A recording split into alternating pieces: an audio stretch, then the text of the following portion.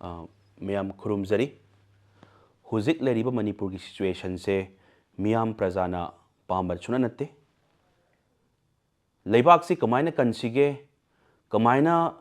tangdu leita da leriba chahi ani henna chahi henni phazalaktroba Manipur ki irang si kamaina si tight oina decision lawraga kamaina kansige haibagi akanba decision lawbiu ruling ga opposition ga punjan biu leader mayam se pulap punjan biu amat toina punjan biu sida khetna ba wakhalon thambiganu Manipur kandaba yade koi chokri khanbiganu posi khanbiganu sidi ruling opposition khaidok tabida amaga amaga hunnabai mahuta amatangona punjalaga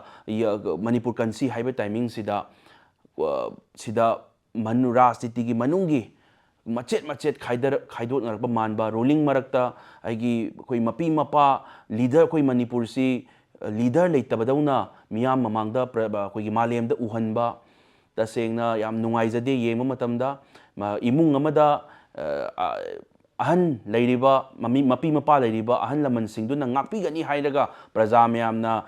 khajitang orsu thajaraga leinaramiba mayamse si pura akoigi mamai leiraga chenbadauna akoigi uhan ubase tasengna nungaite kaigino haiba matamda akoi leiri laiba PRC irang se lakshan mangamdre kaina lakpa PR natte sarkar form tawba ngamdabagi lakpa PR ni sengna harabada Kendra amadagi kara iba mihut representative oin la iba singse isai gi kendra dagi mihut oiraga laaga Manipur kansi Manipur gi ai Manipur kan Manipur gi damakta lepa matamda ima leibak sigi lepa matamda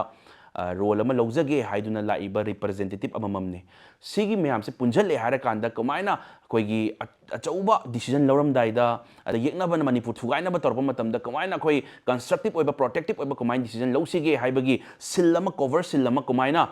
protective sillama kamaina thamsige na khandoba mikupsida mamai leraga chenba manba ama yaubase nungaijade si mamai leraga chenbagi manba maramna aikoigi PR se laibani na haijage aduna sina punjan bangamdabagi damakta PR se laibni haijage mihut oina lae harakanda akoi isagi responsibility lobang ngamdabagi damakta PR se lakpani haijage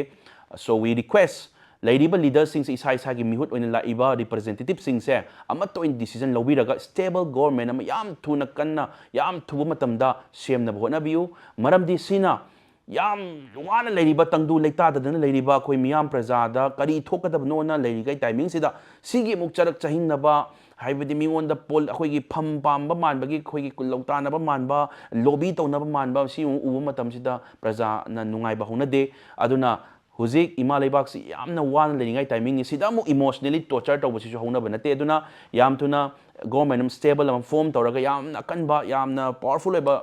stable weba government am form tawna bona view constructive weba leader me amsina ruling or opposition or ngatangi political electoral politics ki ideology kon thambigraga ama toina punjan lagam to work tawina mathau tai natragadi houjik punjan haudraba houjik leaders sing sina punjan haudraba ama to oina punjan haudraba political post ki power ki party ki adugi adagi ni yengnara sum leiraba ko ima leibak se heng tungda yamna akoi history da haibadi lei palamiba leader oiriba singdo si heng tungda yam phajana son hauroi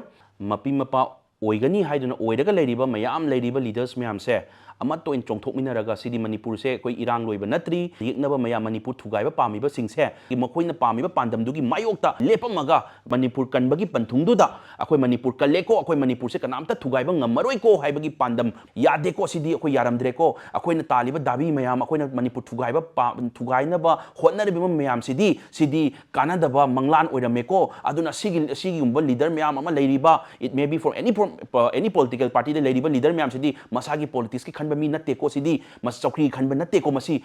Manipur kaning banga ta oirame ko sidi akoin hauruba yaba natte ana adu yaura kanda mamai legera chen bi hojikti loina punjan laga amat to in leminaraga Manipur thugai ba pami mi sing sigi mayokta amutang leminaraga makoi sima yade ko ima Manipur thugai ge hotna mi sing se simadi yaramdre ko haibase simtang khangalam se haibase si haijaningaina thank you